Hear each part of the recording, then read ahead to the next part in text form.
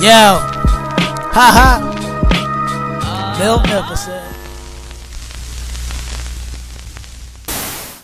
What is good, YouTube? It's your boy Milk-nificent coming back with another sneaker review. And today I finally got my hands on the Nike Adapt Basketball 2.0 shoes, game exclusive Chicago shoes.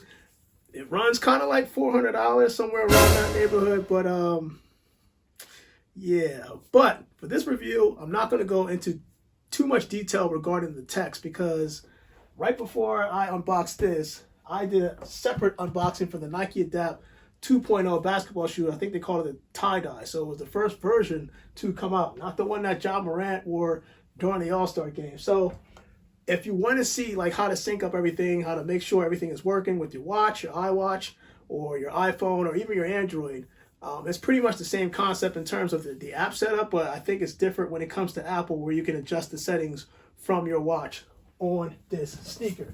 So what I'm going to do to make everything go a little bit faster than the previous video, but for those who want to sit there and take time to try to see how everything syncs up, how it's all set up, check my previous video. I'll leave that at the end of this video so you can take a look at that and see for yourself. So I'm going to open this up. And of course, these are not the Chicagos. These are not the Chicagos. These are the first ones.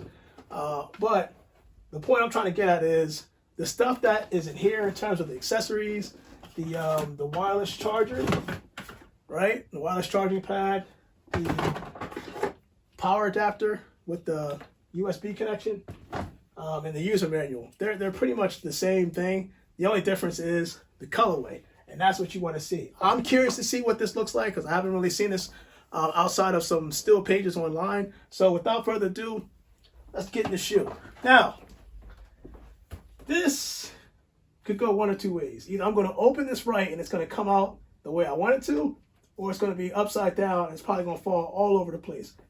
I don't know, but let's find out. Boom. Over here. Now this box, thank you Nike for slimming this down, because the box that y'all had last year, that thing was huge. It was huge. It was like a big cube, and you didn't know if you were getting a sneaker or you were getting a gaming console. I don't know, but see, it's upside down. And of course, got the Nike receipt right there. So, as you might imagine, the box, my light just go out? The box is exactly the same. It's like a ghost in here. That's freaking crazy. I got that live. That's awesome. But anyway, the box is still in here. Now, for some reason, the only thing that I can think of in terms of the differences is the colorway. I mean, it's the exact same features, the exact same material. I just want to see a comparison in terms of the colorway to see what does it look like. So, the Nike Adapt Basketball 2.0 version 2 year 2020.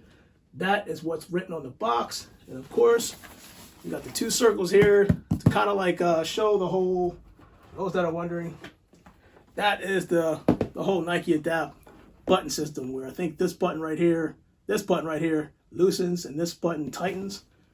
Oh man, I didn't even look and I saw that. But that's what that resembles. And of course, you got that little hologramic, which I think is pretty cool, swooshed up Nike, right? With the design. And I think, yeah, this is a personal pair, size 13. Now this box is, it's not heavy, but it's not your standard sneaker box where you just hold up and you're trying to display.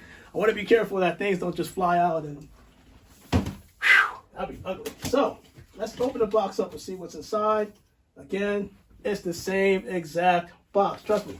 Watch my previous video on these and you'll see exactly what I'm talking about. As a matter of fact, I'm gonna leave these up here so we can do a comparison. See, I'm gonna kind of do a poll after this video and see, you know, which one do you guys prefer better.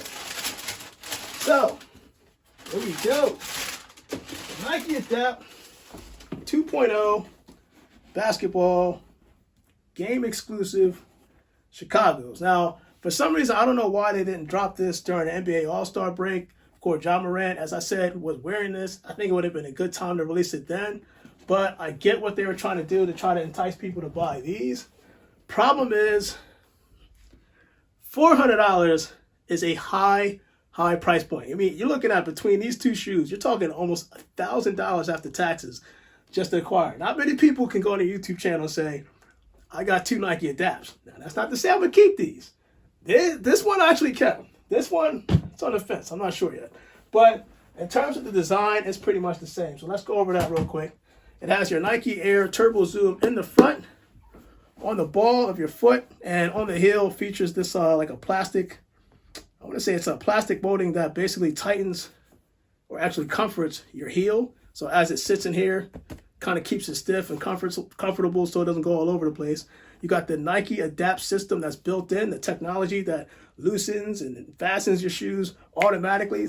Something similar, the string system, something similar to what they did on the Nike Air Jordan 33s. Didn't quite go as well because that's a manual adjustment, whereas this is automatic. You can do it from your phone. You can do it manual to a certain point. That's what these buttons are for, but I don't see people generally doing that because it's cool. It's cool to adjust your shoes in terms of the comfort level on the actual app itself or the watch versus, bending over and trying to adjust it this way. So continue on with the shoe. It has like this synthetic mesh, like a stretchable mesh that covers the top of it. But I mean, it is basically the same shoe that I just basically reviewed before. The black ones, these guys right here. It does have a 3M feature a lot of people didn't know about on the tongue. Like this lights up when you turn off the light, the whole entire tongue. Let me put this down here real quick. The shoe tree, if I'm not mistaken, is probably red. Yeah. It comes with a nice plastic red shoe tree. And I'm curious about this because I have the Windlike 96 Jordan 11s. I wanted to see what the colorway comparison is because, it's different type of red hues. So let me bring this out and see what...